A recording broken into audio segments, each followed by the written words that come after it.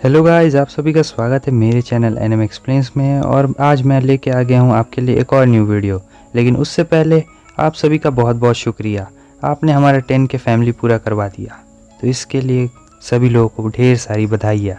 और एपिसोड शुरू करने से पहले मैं आप सभी को बता दूँ, अगर आप इस सीरीज़ के फ़ैन हैं तो इस वाले एपिसोड को पूरा देखें, क्योंकि इस एपिसोड में छुपे हैं कुछ गहरे राज। तो चलिए बिना किसी देरी के वीडियो को शुरू करते हैं। एपिसोड की शुरुआत में मून बियोंग कहता है, तुम में ज़रा सा ही पेशेंस नहीं है ज़ाई वेंग। मैं अपने घर थोड़ी देर नहाने के लिए क्या चला गया, तुम दोनों ने तो लड़ना ही शुरू कर दिया। रॉज कहता है, मून बियोंग, फोनिक्स, आखिर यहाँ पर ये सब क्या चल रहा है। मून कहता है, ये जगह बात करने के लिए सही नहीं है, चलो हम सभी अपने डोम्स में चलते हैं, वहाँ चल के बात करेंगे। नेक्स्ट सीन में हम देखते हैं वो सभी अपने डोम्स में पहुँच चुके होते हैं और वो लड़की सोच रही होती है आखिर यहाँ ये सब चल क्या रहा है। ये बंदा पहली नज़र में देखने से तो कोई अच्छा इंसान नहीं लग रहा है। और ये वाला, क्या ये उन 5 हीरोज़ का हेड नहीं है, 100 बर्ड फोनिक्स। मून बियोंग उस लड़की से कहता है, तुम कौन हो। वो लड़की कहती है कि उसका नाम है यिंगू कुई और वो एक लो लेवल वॉरजोन से है और उसकी एक बहन है। मून कहता है, आखिर तुम लोग के दरवाजे के साथ ये क्या हुआ। रॉज उन्हें बताता है कि कुछ 3A के बंदे आ गए थे और ऐसे। और लड़की कहती है, तुम लोग मुझे इग्नोर नहीं कर सकते ऐसे। इधर दूसरी तरफ हमें शायू को दिखाया जाता है, जो अपने मन में सोच रही होती है, जब से मास्टर वापस आए हैं तब से वो डिप्रेस्ड फील कर रहे हैं। ज़ाई कहता है, शायू। वो कहती है, हाँ। और वो अपने मन में सोच रही होती है कि आखिर आप मुझसे कौन सी ऐसी इंपॉर्टेंट बात करना चाहते हैं यंग मास्टर। मून कहता है, ठीक है लड़कियों, अब तुम अपने कमरे में जाओ और थोड़ा आराम करो, हमें किसी चीज़ पे बात करनी है। फोनिक्स कहता है, चलो थोड़ी बहुत बातें यहीं पे कर लेते हैं। सीन चेंज होता है, हमें लॉगी कॉलेज के किसी जगह को दिखाया जाता है जहाँ पर बहुत धूल मैल पड़ चुकी है। हम देखते हैं कि वो फीमेल सुपर हीरो वहाँ पर आती है और मन में सोच रही होती है कि ये वही जगह है। हमें थोड़ा सा टाइम में पीछे ले जाया जाता है, जहाँ पे फोनिक्स उससे कहता है कि मुझे लॉगी कॉलेज से कुछ लाना है, क्या तुम मुझे लाने में मेरी मदद कर सकती हो। वो कहती है, हाँ, लेकिन वो कौन सी चीज़ है। फोनिक्स कहता है, जीडो के बारे में कोई छुपी हुई जानकारी है लॉगी कॉलेज में, मैं उसे खुद जाकर नहीं ला सकता हूँ, इसलिए मुझे तुम्हारी मदद चाहिए। याजी, इसका नाम याजी है और इसके बारे में किसी और को पता नहीं चलनी चाहिए, ये बात सिर्फ मेरे और तुम्हारे बीच ही रहनी चाहिए। उसके बाद फोनिक्स उसे छोटी सी शीशी में कुछ भर कर देता है और कहता है, इसे ले लो जब तुम उस रूम में पहुँचोगी। उसके बाद हमें पता चलता है कि ये जीडो का ब्लड होता है और उस रूम में कुछ ऐसी चीज़ है जिसे सिर्फ जीडो के ब्लड से ही देखी जा सकती है। अब सीन फिर से प्रेजेंट में आ जाता है, हम देखते हैं कि उसे कुछ भी यहाँ पे अलग नहीं दिख रहा होता, ये बस उसे एक नॉर्मल सा रूम लग रहा था। वो जीडो के ब्लड को अपने फिंगर्स पे लेती है और फिर अपना जादू टोना करना शुरू कर देती है। और जब वो जादू टोना ख़त्म होता है और वो आँख खोल के देखती है, तब वो देखती है कि उस दीवार पे बहुत सारी चीज़ें लिखी हुई थी, जैसा कि आप सब देख सकते हैं। और इसे देखने के बाद उसका दिमाग ज़रा भी काम नहीं कर रहा था। सीन चेंज होता है, हमें 3A के बेस को दिखाया जाता है, जहाँ पर एक बंदा दौड़ते दौड़ते आता है और कहता है, सेकंड लीडर, जो भी हमारे मेंबर्स ने देखा था वो चीज़ बिल्कुल सही थी, ये है उनका सेकंड लीडर, हाथी पाड़ू। नहीं, हाथी पाड़ू नाम नहीं है। क्या तुम ये क्या कहना चाहते हो कि एक छोटे से बच्चे ने 3A के लीडर का सर उड़ा दिया टंगड़ी तोड़ के। तुम जो भी बोल रहे हो सोच समझ के बोला करो बेवकूफ़ कहीं के।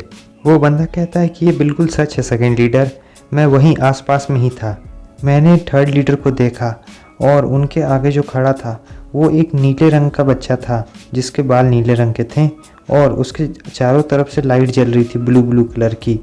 तभी उनका सबसे बड़ा भाई वहाँ पर आता है और वो कहता है कि हाँ, ये गलत नहीं बोल रहा होगा, मैं हमारे तीसरे भाई के स्पिरिट को सेंस नहीं कर पा रहा हूँ, लगता है कोई हमसे दुश्मनी लेने की कोशिश कर रहा है।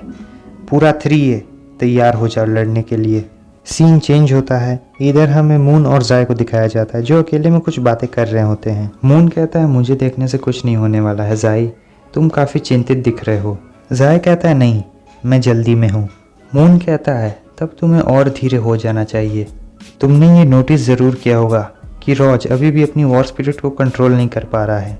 ज़ाई कहता है, उसकी वॉर स्पिरिट, आखिर वो क्या चीज़ है। मून बियोंग थोड़ा सोचने लगता है और कहता है, वेल, मैं भी इसे अभी एक्सप्लेन नहीं कर सकता हूँ, लेकिन अगर अभी हम इसे सिंपल लैंग्वेज में समझें तो वो अभी रिजर्व कंट्रोल में है, इसलिए अभी के लिए रॉज तुम्हारा गोल नहीं होगा।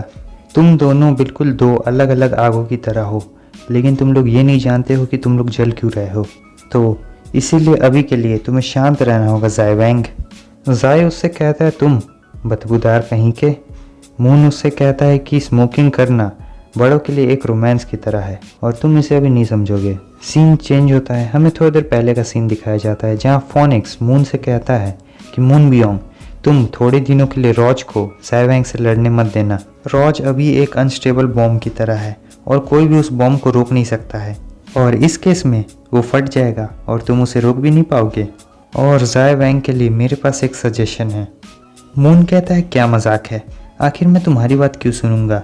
फोनिक्स कहता है क्या तुम्हें डर नहीं लगता अगर मैं तुम्हारा सीक्रेट सबके सामने ला दूँ तो।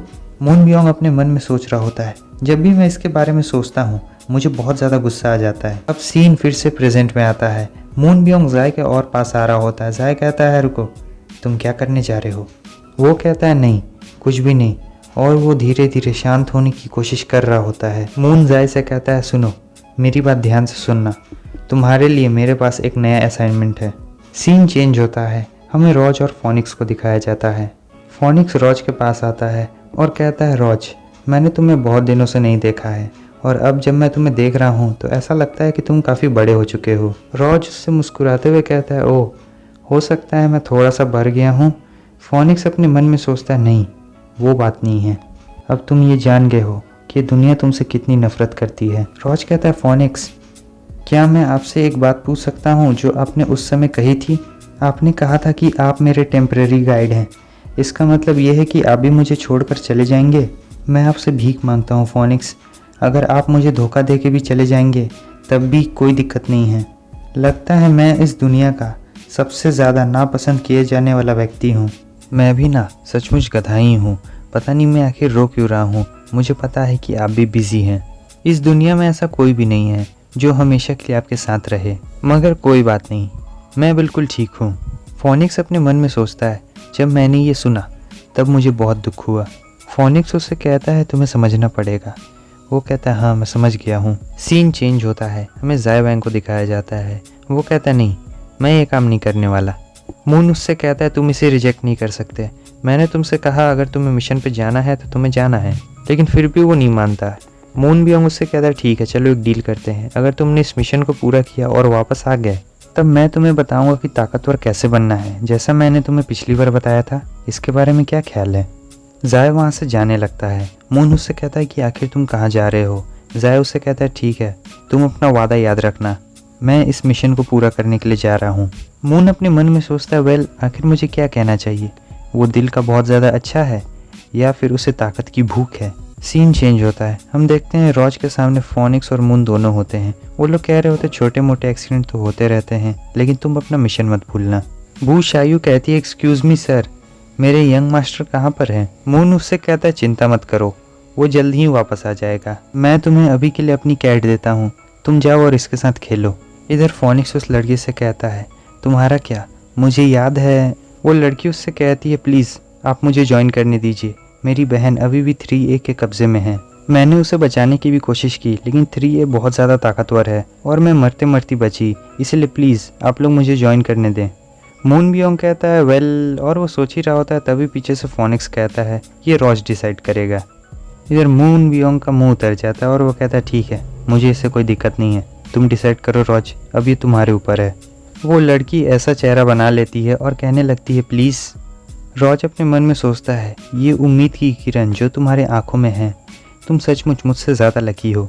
वो कहता है ठीक है तुम हमें ज्वाइन कर सकती हो। सभी लोग काफ़ी खुश हो जाते हैं। शायू से कहती है ठीक है आज रात के लिए हम ब्रेक लेंगे और फिर कल सुबह हम 3A को ढूंढने के लिए चलेंगे। और बस हमारा ये एपिसोड भी यहीं पे ख़त्म होता है। अगर आपको वीडियो अच्छी लगी तो लाइक कर दें, चैनल पर न्यू है तो सब्सक्राइब कर दें, कमेंट करके बताएं कि आपको ये वीडियो कैसी लगी। मोबाइल की कंपनी वाले वही करते हैं सब, कैमरा बढ़िया देगा इंटरनल मेमोरी एक्सटर्नल मेमोरी नहीं देगा, एक्सटर्नल मेमोरी दिया तो बैटरी का पावर घटा देगा। कोनो मोबाइल दीजिए जिसमें सब कुछ है, नहीं आईफोन सब देगा तो इतना बड़ा चौकी बराबर बना देगा, इतना बड़ा होता है मोबाइल उसमें। यही